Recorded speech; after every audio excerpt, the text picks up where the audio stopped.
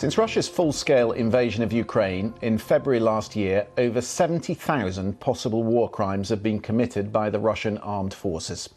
The sheer volume of the work facing prosecutors is so big, it could take them decades to bring the perpetrators to court.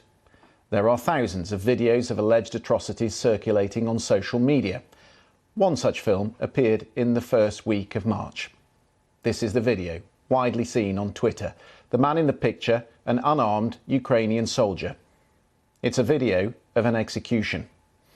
With the help of Ukrainian producer Olga Malcheska, we have been investigating that video and the open source material that goes around it to make sense of what happened. It took several weeks, which reveals to us just how time-consuming one of these investigations will be. And a warning, some of this report is distressing from the start.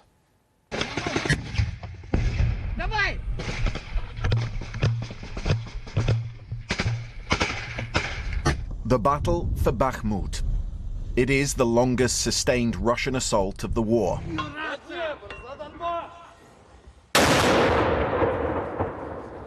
And in the fight for control of the town and the routes to it, both sides have suffered grievously. Neither will divulge any accurate figure of how many have been killed.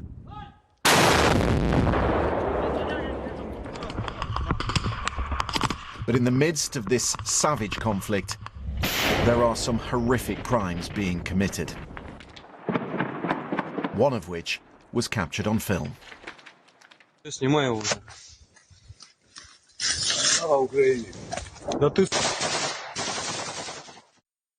When we set out on this investigation some weeks ago, we'd still not confirmed the name of the man in this video. The confusion around his identity had stemmed from the initial statement issued by the Ukrainian military. According to preliminary information, an armed soldier shot by Russian war criminals was Timofey Shadura from 30th Brigade. The final answer will be given by a relevant examination. The name we were given was Timofey Shadura. This is him. He's from a village northwest of Kyiv, and you'll notice that he does in fact bear some resemblance to the dead soldier in our video. We know that Shadura had gone missing in the new year around the town of Zalitsnyanska. It's just 12 miles from Krasnohora, where the execution video was allegedly filmed. The army said the body was still lying behind enemy lines, but a journalist who'd spoken to the Ukrainian forces in that area questioned whether the dead man was in fact Timofey Shadura. The name now being circulated was Alexander Matsievsky. And from this picture, taken some time prior to his death, you'll see that this man has a cut and a plaster above the right eye, which matches what we see in the video. Now, we've since made contact with the man who was commanding Alexander's unit. We were set up in the bushes, which meant it was difficult to keep eyes on each other, difficult to communicate with all the blast and shooting. In a calmer moment, the guys managed to get closer. And that's when they found the two bodies in a tiny trench. We knew they were ours, but we couldn't tell who they were. They had been stripped of their weapons. Alexander Matsievsky was 42, from Nezhin, northeast of Kyiv. He was born in Moldova. He'd worked in Russia, was divorced with a son, and before the war had worked as an electrician. By March, when the video began to circulate, the family had in fact already been informed that Alexander was dead. A body had already been returned to them. From Nezhin, we know that he'd gone to the front, where he'd been missing in action since December. Solidar had become a key target for Russia. This is video that was filmed around that same time of Russian soldiers coming under heavy fire, trying to advance on the town. Now, the family had been given very little detail on how he'd been killed, but then came this video of the execution, which by now was attracting worldwide attention. It was seen by his mother, Paraskovya. Here's the one interview that she's given to German media. Ой, это было вечером. Я открыла в Фейсбуке и смотрю, Саша, вот этот кадр самый ужасный, вот этот расстрел. И я смотрю и понимаю, как бы это мой сын. И я закричала: «Саша, Это был шок. Саша. Также подтвердил и Мишка. Это наш папа. У него была истерика. Это наш папа. Бабушка, это папа. Мама, это папа.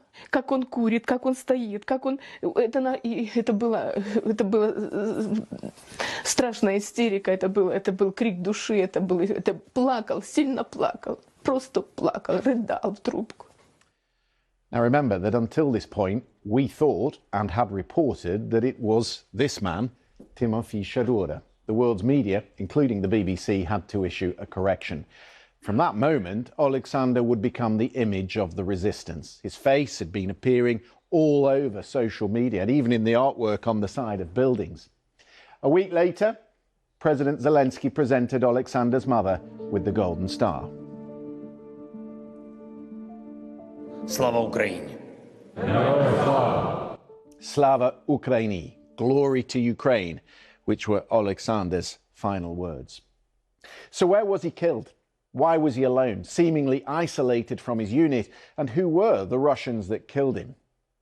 Alexander had joined the fight in March 2022. His commander said he'd had less than 2 weeks training. He belonged to 163 Battalion, the 119 Brigade of the Territorial Defence Force. It's not a regular unit, they're volunteers, more like Dad's army. And there are these units that are all over Ukraine. In fact, the BBC filmed such a team in Kyiv last year. Usually, the line of command for these units is pretty vague. And putting it bluntly, these men and women are not normally at the front of the queue when it comes to the supply of weapons and ammunition. We don't have walkie-talkies for each soldier. We have one per unit, because having one for every soldier would be too expensive. One walkie-talkie costs $1,000. I have machine guns in my unit from the 1930s. They are around 80 years old. And with machine guns on wheels, I'm expected to intercept the Shaheds, the Iranian-made drones. Since summer and until our trip to Bakhmut, my unit had shooting training. Maybe 3 times, 30 rounds each time. So, who killed him? The inexperienced soldier with an old gun and limited ammunition. From our investigation, we have geolocated Alexander's last known position close to this farm track on the eastern outskirts of the town of Krasnohora. As the crow flies, it's around 2 miles from Soledar on the approach to Bakhmut. And you'll notice as we go closer in that there is this wooded area close to the farm track, which corresponds to the trees that we see behind Alexander in the video. In fact, we can be even more precise than that. We've uncovered the exact coordinates. Alexander died at this exact spot. But who was it that killed him? Without signals intelligence, which belongs to the army and the prosecutor, there's only so much we can do. But let's start with this map that was taken from the social media Telegram channel of the Wagner Group. They are the Russian private military contractors, mercenaries, who've played a significant role in the fighting in this part of Ukraine. Now, this map is dated from the 30th of December, the very day that Alexander was executed. And if we take it and put it over the top of the Google map, you will see that this advancing red is practically right on top of Alexander's position. Now, for much of December, the Russian advance on Soledar had stalled, but on the 27th, 3 days before Alexander's death, the Russians, spearheaded by the Wagner Group, began advancing from the south and from the east. It's a classic pincer movement. These pictures from shortly after show Ukrainian military fighting back. You can see the ferocity of the fighting. The same day he was killed, the official Telegram channel of the Russian Ministry of Defense claimed Russian forces in the town of Krasnohora, conducting their special military operation, have killed up to 50 Ukrainian military personnel. But there is a bitter divide between the Ministry of Defense and this man, Yevgeny Prigozhin, the man who runs Wagner. He was not about to let the army take credit for this advance. And here he is in Bakhmut in February, congratulating his men who by that time had fought their way to the outskirts of the city. Around that same time, he was boasting on the social media messaging app Telegram that it was his men who had taken Krasnohora. In this post from Wagner's press office, they issue a statement which says, today, the assault units of the Wagner PMC took the settlement of Krasnaya Gora. That's Krasnohora.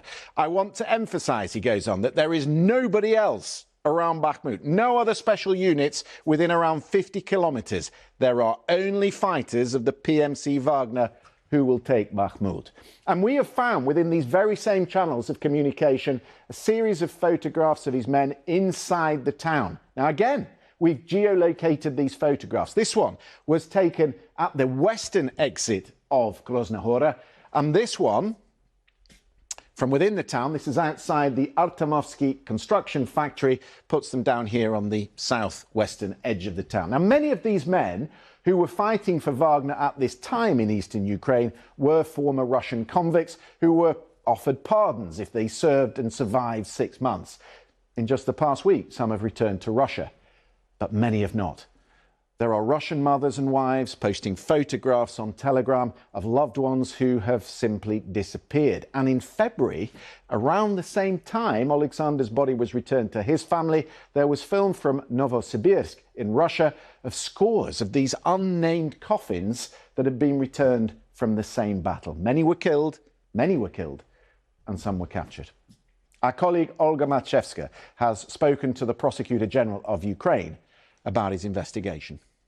Russians are demolishing the evidence, and our task is to try to find out everything possible once again. What tools do you have to identify those people who killed the unarmed soldier? Of course, it will take time. But, you know, one of the sources we have are prisoners of war which are in our possession. We will try to concentrate our efforts also not only with open source intelligence, but other sources of intelligence information in order to find who committed this crime. The video, which started our investigation, is of course a crucial piece of evidence. Alexander had clearly surrendered. We know he'd been stripped of his weapons. He was compliant, so much so that he was smoking a cigarette. The Geneva Convention states it is a war crime to kill a prisoner of war who has laid down his arms and surrendered. It states killing or wounding a combatant who had laid down his arms or having no longer means of defence has surrendered at discretion is a war crime. It's intentional execution of the prisoner of war, so which violate all possible international humanitarian law obligations. How many Russian war crimes have you documented so far? We have documented over 72,000 incidents of war crimes. How much resource does it take to document each war crime? Some of them took months, and they are still committed on Ukrainian land and against Ukrainian people.